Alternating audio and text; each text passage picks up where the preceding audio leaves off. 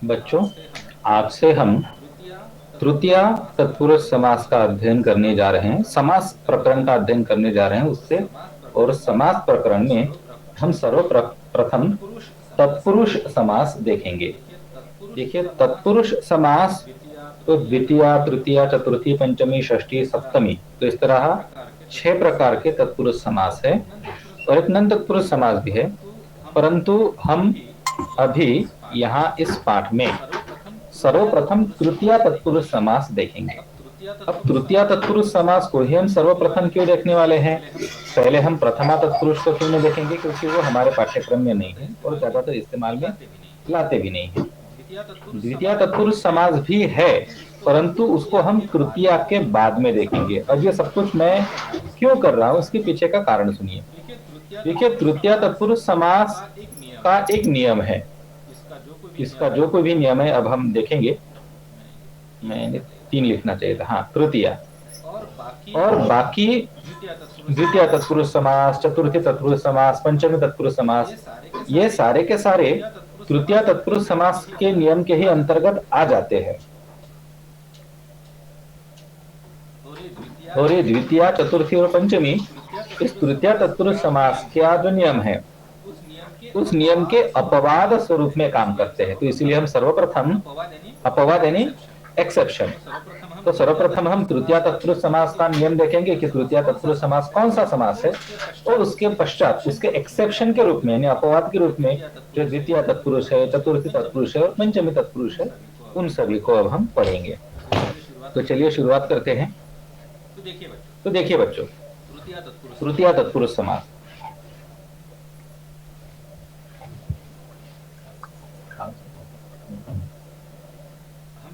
हम जैसे कि जानते हैं कि किसी भी समास में एक पूर्व पद होता है और एक उत्तर पद होता है। और जब आपके समास में उत्तर पद कोई त प्रत्ययांत शब्द, देखिए 2 यहाँ पर शर्तें रखी गई है। पहली शर्त यह है कि आपका के समास का उत्तर पद, देखिए मैं बहुव्रीहि समास की बात नहीं कर रहा हूं, बहुव्रीहि समास में पूर्व पद में त प्रत्ययांत होना चाहिए था, लेकिन तत्पुरुष समास में आपका उत्तर पद त प्रत्ययांत होना चाहिए। और दूसरा इसमें यह बात बताया है कि पूर्व, सदृश, सम, कलह, निपुण, मिश्र और श्लक्षण, ये कुल मिलाकर 7 शब्द कौन कौन से? पूर्व, सदृश, सम, कलह, निपुण, मिश्र और श्लक्षण, ये 7 शब्द। और ये ऊनार्थ, ये ऊनार्थ को मैंने इसमें इसलिए नहीं लिया क्योंकि ऊनार्थ नाम का कोई शब्द नहीं है, ये एक पर्टिकुलर टर्म है, तो इसको भी हम समझेंगे आगे चलकर। तो ये कुल मिलाकर नियम है, मोटा मोटा अगर देखा जाए तो इस कंडीशन में आपका जो समास है वो तृतीय तत्पुरुष समास होता है। कब? अगर आपका उत्तर पद, ये वाला पद यदि प्रत्ययांत हो, अथवा इनमें से कोई एक शब्द हो, अथवा ऊनार्थ वाला शब्द हो। तो अब क्या होगा यदि आपका समास तृतीय तत्पुरुष समास है? तो यदि आपका समास तृतीय तत्पुरुष समास है तो समास का विग्रह करते वक्त ये जो आपका पूर्व पद है, इस पूर्व पद को आप तृतीय विभक्ति लगा सकते हैं और तृतीय विभक्ति लगाकर समास का विग्रह होगा। ये इस तरह से पूर्व पद की तृतीय विभक्ति होंगी।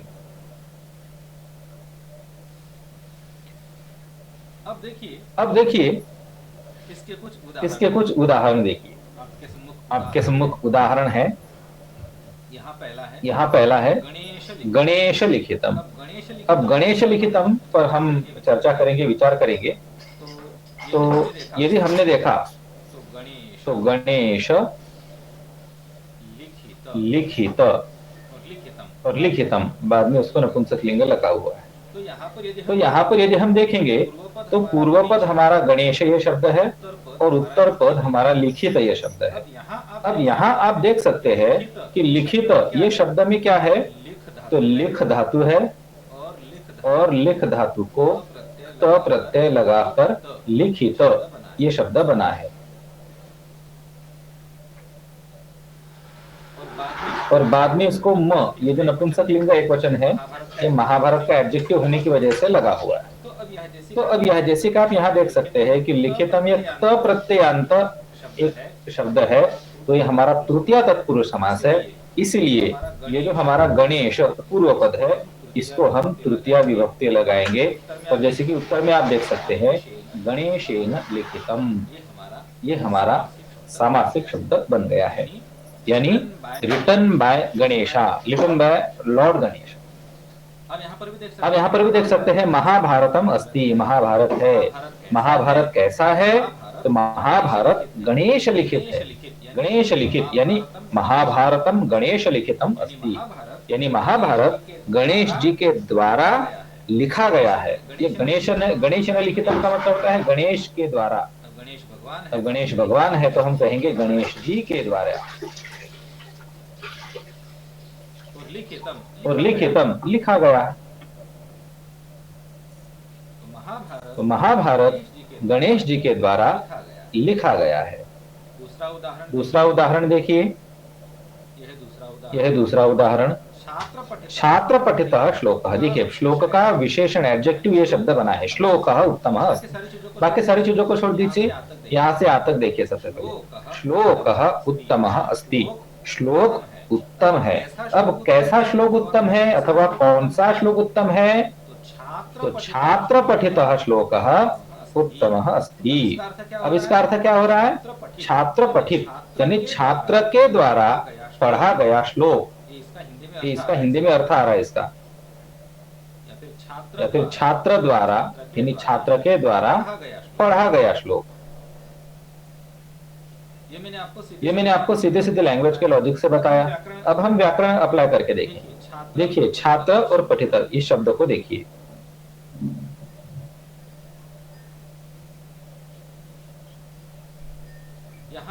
यहाँ पूर्व पद है छात्र, उत्तर पद है पठित। अब देखिए पठित में क्या है? पठ धातु, पठ धातु को त प्रत्यय लगा हुआ है, जिससे पठित ये शब्द बनता है। तो यहाँ त प्रत्ययांत शब्द होने की वजह से उत्तर पद में हम छात्र शब्द को तृतीया विभक्ति लगाकर विग्रह कर सकते हैं, छात्रेण पठितः। इसी तरह से हमारा उत्तर भी है, छात्रेण। अब यहाँ पर मैंने गलती से पठितम लिख दिया, पठितः होना चाहिए क्योंकि यहाँ पर श्लोक विशेष है। तो बच्चों क्या आप लोगों को त प्रत्यय समझ में आ गया? त प्रत्यय से आपका समास तृतीया तत्पुरुष समास कैसे बन जाता है? कोई प्रश्न है किसी को? हाँ बोलो। हाँ बहुवचन हो गया, तो देखते हैं कैसे है। तो अब यहाँ छात्र शब्द को जो आपको बहुवचन लगाना है, ये आपके लॉजिक के अनुसार लगता है, यानी आपके वाक्य को क्या रेफरेंस मिल रहा है। अब जैसे कि ये वाला जो दूसरा वाक्य है, यहाँ ये पहला वाला था, ये दूसरा वाला है, तो यहाँ पर कोई भी रेफरेंस नहीं दिया है, इसलिए हमने छात्रेण पठित ऐसा कर दिया है। परंतु यदि आपको रेफरेंस अगर बहुत सारे छात्रों का मिल रहा है, जैसे कि कक्षायां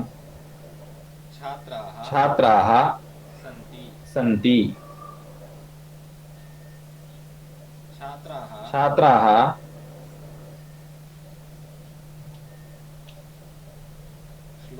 श्लोकं पठन्ति।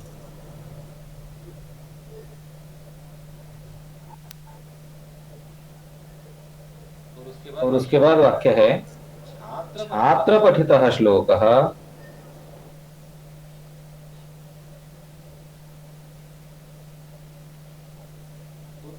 उत्तमः अस्ति। अब देखिए यहाँ पर हमें एक रेफरेंस मिला है बहुत सारे छात्रों का, कि कक्षा में छात्र हैं, छात्र श्लोक पढ़ते हैं और छात्र पठित श्लोक उत्तम है। तो यहाँ चूंकि हमें बहुत सारे छात्रों का संदर्भ मिल रहा है, तो यहाँ पर छात्र पठित का जो विग्रह है ये छात्र ही पठित ऐसा होना चाहिए।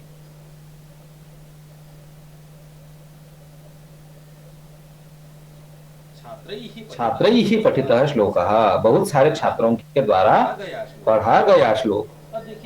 अब देखिए ये तत्पुरुष समास है। तत्पुरुष समास में उत्तर पद महत्वपूर्ण होता है यहाँ पर, इसलिए उत्तर पद में कोई का जो लिंग वचन विभक्ति है वो ज्यादा नहीं बदलेगा, वो जैसा है वैसा ही रहेगा यहाँ पर। लेकिन यहाँ पूर्व पद में आप द्विवचन बहुवचन हो सकता है अकॉर्डिंग टू द रेफरेंस। बेटा बात समझ में आ गई? हाँ सर। ओके। अब अगला तीसरे नंबर का प्रश्न है। इसका उत्तर प्रथा, क्या तुम दे सकती हो? ये वाला पृथ्वी सूर्य प्रकाशिता अस्ति।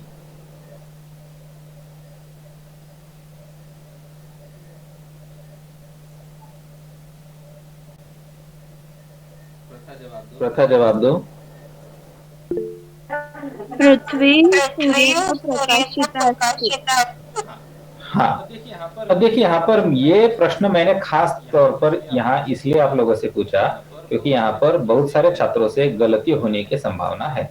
और वो क्या गलती है तो देखिए, यहाँ पर पूर्व पद है सूर्य, उत्तर पद है प्रकाशिता।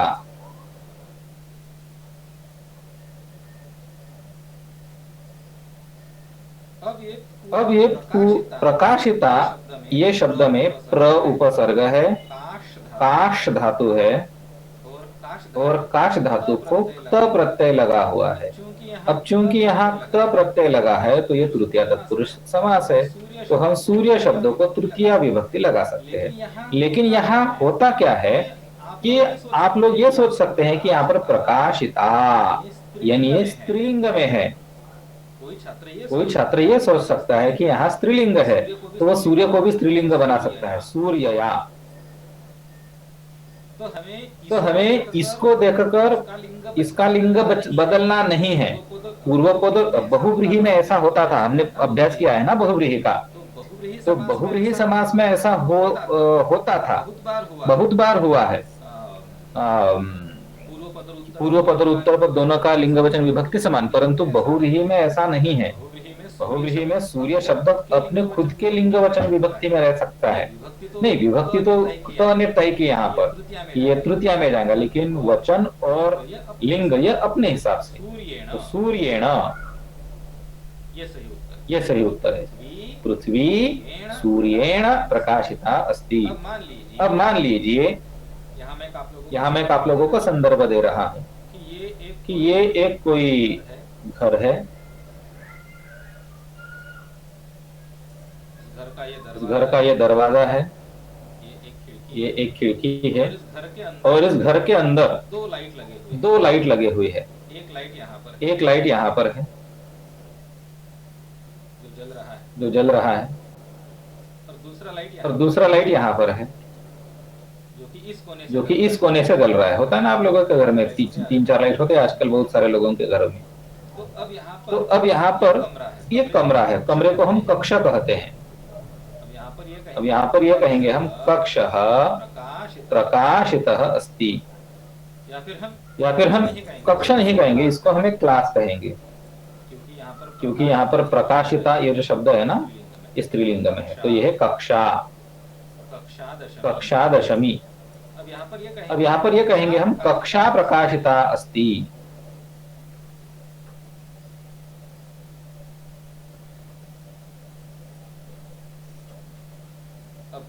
अब किसके द्वारा प्रकाशित है?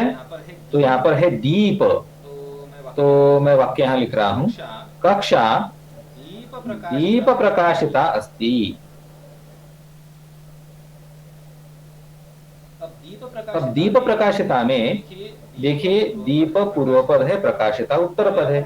अब यहाँ पर सूर्य प्रकाशिता, यहाँ पर भी प्रकाशिता यही शब्द उत्तर पद में था, परंतु यहाँ रेफरेंस ने हमें क्या बताया कि दीप शब्द है, तो यहाँ पर हमने दो दीपों को दिखा है रेफरेंस में, तो यहाँ पर दीप शब्द द्विवचन में जाएगा। तो दीपाभ्याम प्रकाशिता।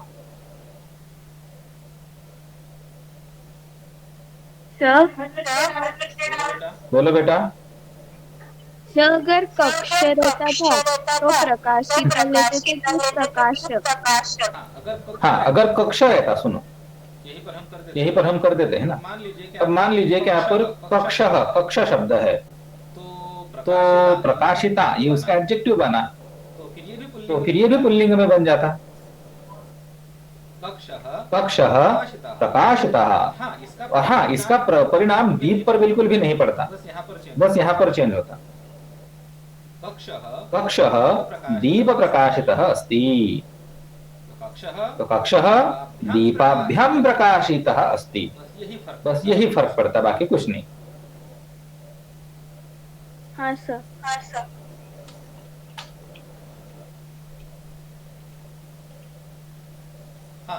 हाँ, यशिका रात्रौ आकाशः चन्द्रशोभितः अस्ति। चंद्रेण शोभितः। अरे मैंने खुद ही यहाँ पर उत्तर दिखा दिया, ब्यूटिफाइड बाय मून।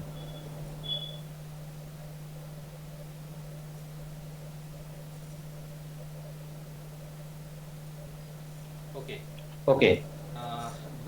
भूमि बुद्धियुक्तः छात्रः पठति। भाई छात्र तो पढ़ता है, लेकिन कैसा छात्र पढ़ता है? तो बुद्धि से युक्त जो छात्र है वही पढ़ता है। तो बताओ।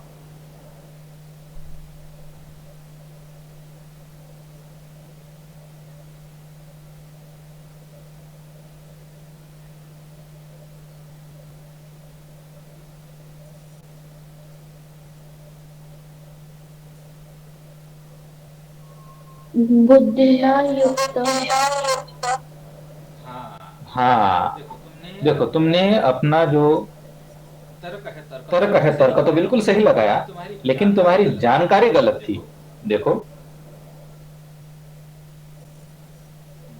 बुद्धियुक्त ये शब्द है। अब युक्त शब्द का प्रत्ययांत तो है ही, और बुद्धि को तुम्हें तृतीया विभक्ति लगानी थी, लेकिन बुद्धि शब्द स्त्रीलिंग है, ह्रस्व इकारांत है, इसकी तृतीया विभक्ति बुद्धिना। ऐसी होती है क्या? एक बार चेक करो।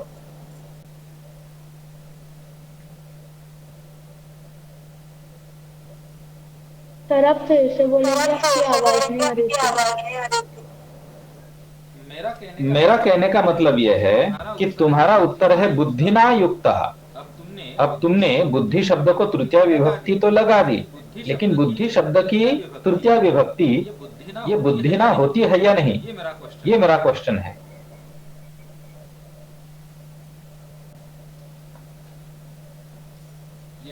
यशिका प्रथा, तुम में से कोई बता पाएगा बुद्धि शब्द का तृतीय रूप क्या है? तो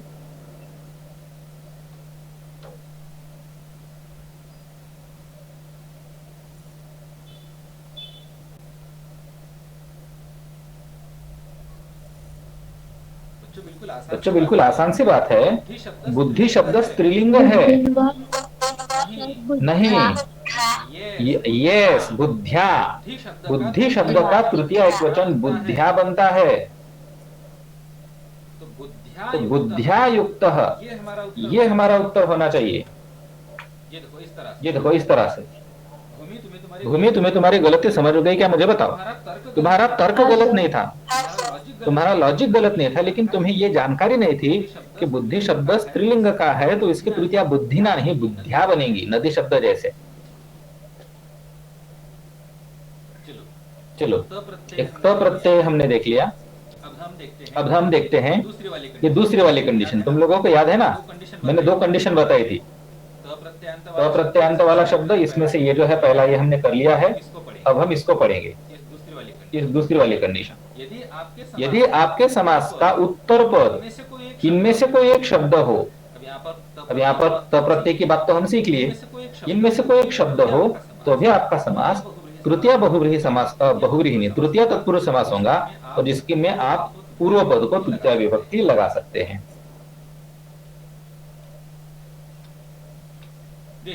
देखिए ये उदाहरण दिए मैंने। अब इसमें हमें समझना कुछ ज्यादा नहीं है, बस हमें उत्तर पद में पूर्व, सदृश, सम, कलह, निपुण, मिश्र, लक्षण, इन शब्दों को देखना है। ये शब्द अगर उत्तर पद में है तो आपका समास तृतीय तत्पुरुष समास, बात खत्म। जैसे कि मास पूर्व, उत्तर पद में पूर्व शब्द है तो बात खत्म, मासेन पूर्व। देव सदृश, देवेन सदृशः।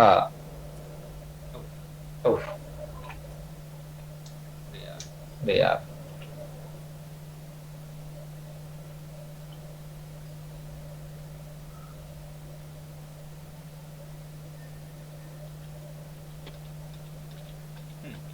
उसके बाद देव समः, देवेन समः। बस हम क्या कर रहे हैं, पूर्व पद को तृतीया विभक्ति लगाते जा रहे हैं। अब ऊनार्थ, ये जो ऊनार्थ है ना, इसको थोड़ा सा मुझे समझाना पड़ेगा। देखिए बच्चों, यहाँ पर ऊनार्थ ये शब्द ऊन और अर्थ, इन दो शब्दों से मिलकर बना है। ऊन शब्द का मतलब होता है लेस, और अर्थ शब्द का मतलब होता है मीनिंग। अब ऊन और अर्थ, इन दोनों का मिलाकर ऊनार्थ ये शब्द बनता है। अब ऊनार्थ शब्द का जो अर्थ है वो ये है, ये यानी the word whose meaning is less, यानी ऐसे शब्द कि जिनका अर्थ लेस ये होता है। वो शब्द, वे शब्द यदि आपके उत्तर पद में हैं तो भी वो आपका समास तृतीया तत्पुरुष समास होगा। जैसे कि यहाँ पर देखिए, नेत्र यानी आंख और हीन, हीन का मतलब होता है the one who has not, या फिर द लैक ऑफ, यानी ऐसी व्यक्ति जो नेत्रहीन, नेत्रहीन शब्द का मतलब होता है ब्लाइंड, यानी अंधी व्यक्ति। तो यहाँ पर भी तृतीया तत्पुरुष समास होगा। क्यों होगा? क्योंकि यहाँ पर उत्तर पद में हीन ये शब्द है, और हीन शब्द refers the less, the sense of less, या फिर द लैक ऑफ आईज। अब यहाँ पर हमारे पास नेत्र तो दो होते हैं, इसलिए यहाँ पर तृतीया द्विवचन लगा है बच्चों, ये बात ध्यान में रखना। नेत्राभ्याम हीनः। ऊनार्थ में और कोई डाउट है बच्चों? ऊन नाम का कोई शब्द नहीं मिलेगा। हमें वे शब्द ढूंढने हैं कि जिनका मीनिंग लेस ये होना चाहिए, या फिर वो लेसनेस को रिप्रेजेंट करने वाले शब्द। उसी प्रकार से कलह, देखिए कलह शब्द उत्तर पद में आ गया, निपुण मिश्र लक्षण, तो हमारा जो समास है वो तृतीया बहुव्रीहि समास, तृतीया तत्पुरुष समास बन जाता है। चलो बच्चों, तो आपको और कोई शंका, समस्या, प्रश्न है इस ऊनार्थ में? नहीं सर। अब ये ऊनार्थ का एक और एग्जाम्पल मैं आप लोगों को देता हूं। न्यून ये जो शब्द है ये भी ऊनार्थ को रिप्रेजेंट करता है। जैसे कि अब ये टाइम है,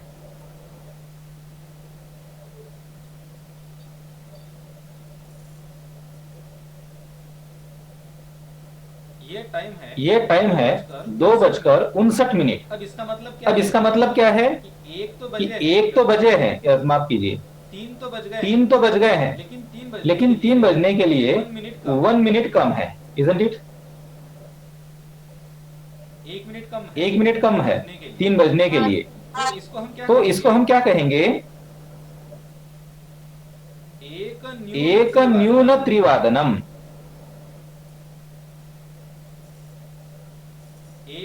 एक न्यून, अब एक न्यून ये भी तृतीया तत्पुरुष समास है। क्यों? क्योंकि यहाँ पर उत्तर पद में न्यून यह शब्द है। न्यून शब्द लेसनेस को दिखाता है कि 3 तो बज गए लेकिन 1 मिनट लेस है, तो यहाँ पर एकेन न्यूनः। सर तो ये न्यूनः सिर्फ टाइम के लिए क्या कहा? ये न्यून शब्द टाइम के लिए रिप्रेजेंट होता है।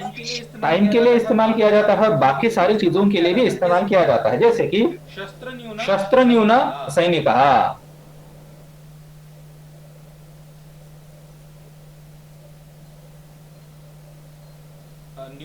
न्यून से ज्यादा शस्त्रहीन सैनिकः, ये ज्यादा। आपको फेमस एग्जांपल है कर्ण का। अर्जुनः शस्त्रहीनम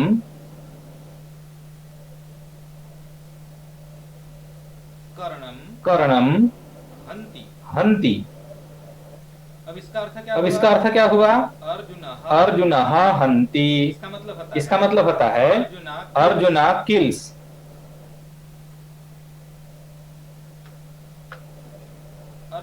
अर्जुना किल्स हुम, तो अर्जुनः कर्णम हंति, अर्जुना किल्स कर्ण, अर्जुना किल्स कर्ण। लेकिन कर्ण कैसा था? तो शस्त्रहीन था। अर्जुनः शस्त्रेण हीनं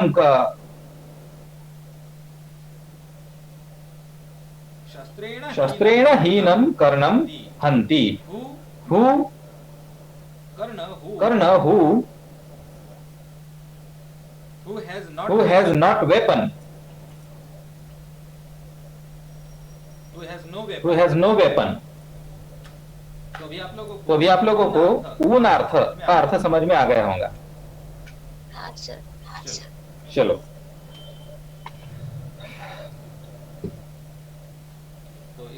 तो इस तरह से बच्चों आज हमने तृतीय तत्पुरुष समास को देखा। कल के पाठ में हम द्वितीय तत्पुरुष को देखेंगे।